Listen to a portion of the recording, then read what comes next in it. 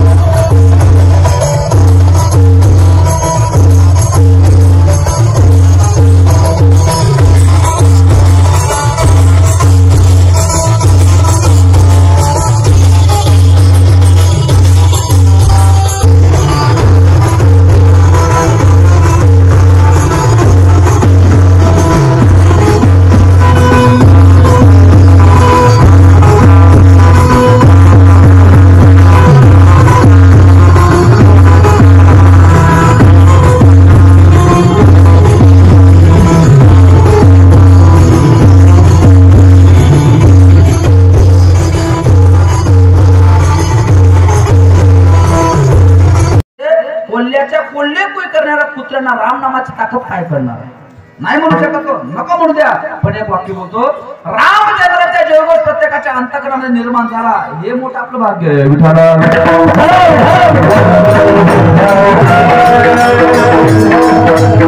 आणि आताचा भारत देश, पाकिस्तानचा जो पंतप्रधान आहे, रात्री बोललो मी, कोण आहे पाकिस्तानचा पंतप्रधान? इम्रान नाही।